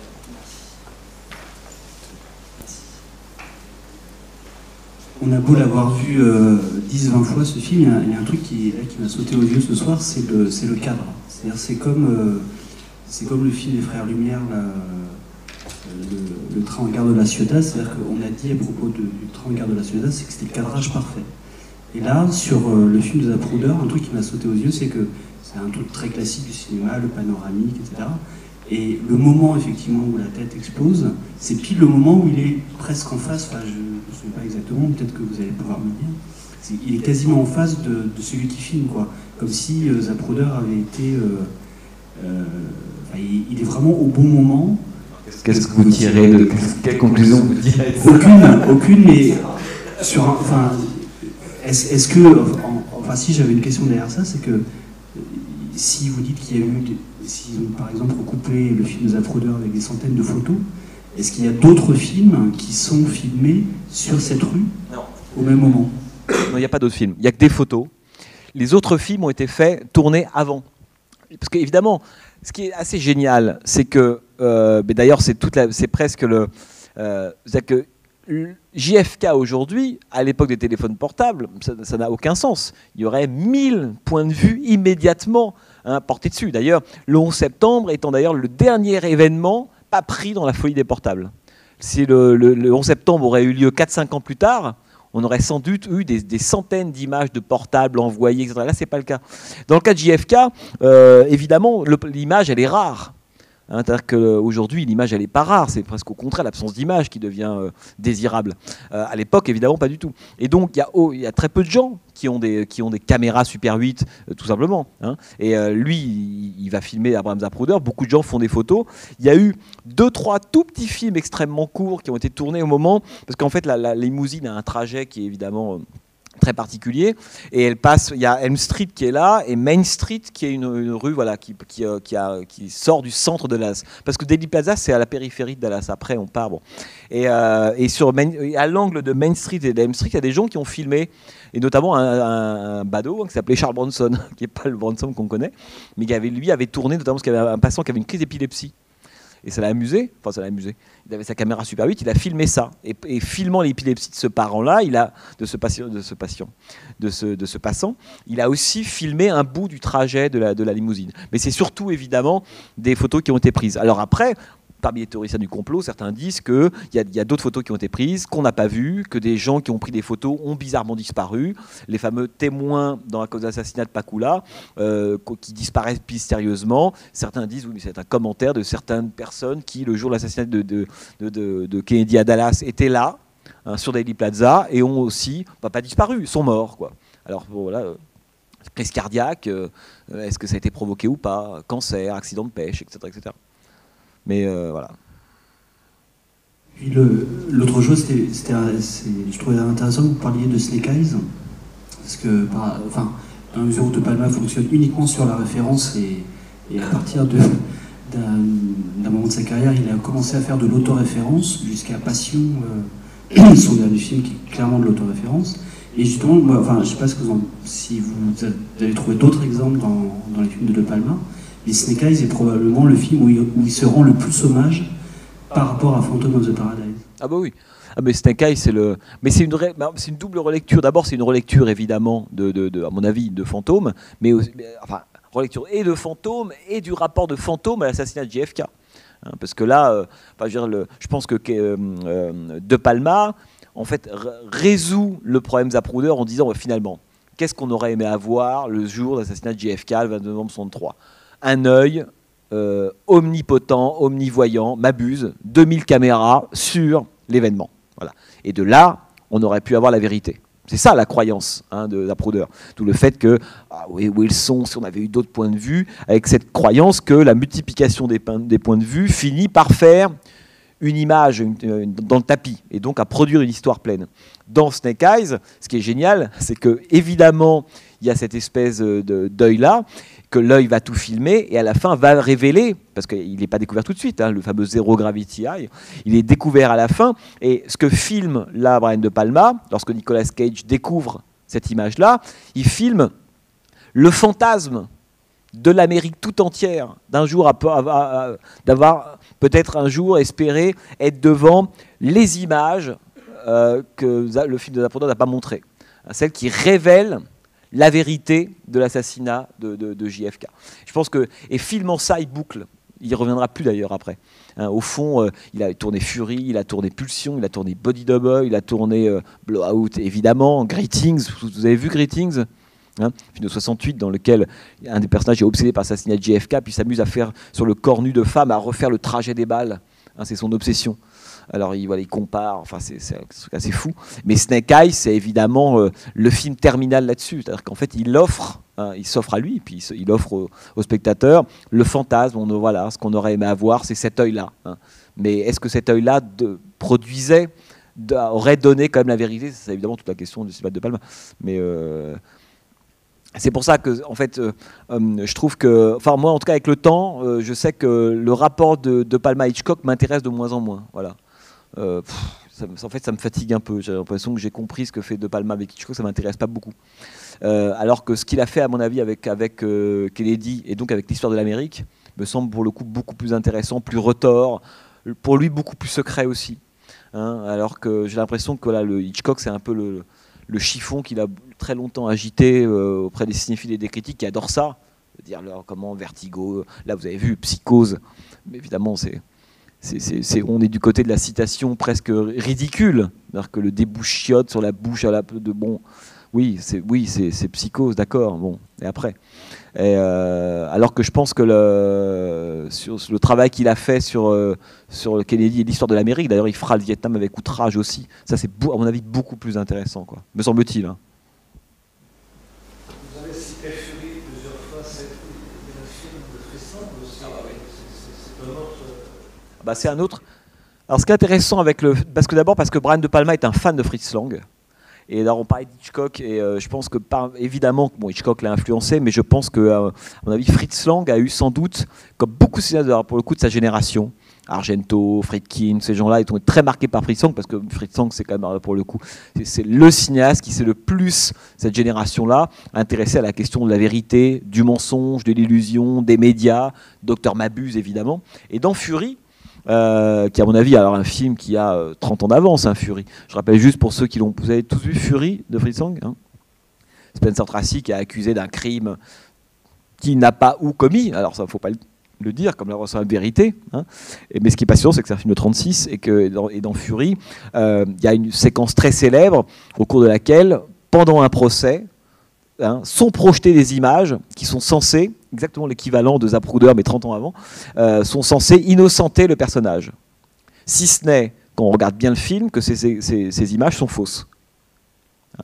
Et donc, ça c'est un dilemme moral typique de Lang. Je veux dire, les images sont fausses, mais elles disent la vérité. Alors qu'est-ce qu'on fait ? Donc je ne vais pas développer ça, parce que si on commence à rentrer sur Fury de Fritz Lang, ça va être monstrueux. Mais par contre, c'est intéressant, parce que Fury, c'est un film qui est dans ce rapport aux images, l'image comme preuve. On produit une image comme la preuve de la vérité. Or, cette image est un faux.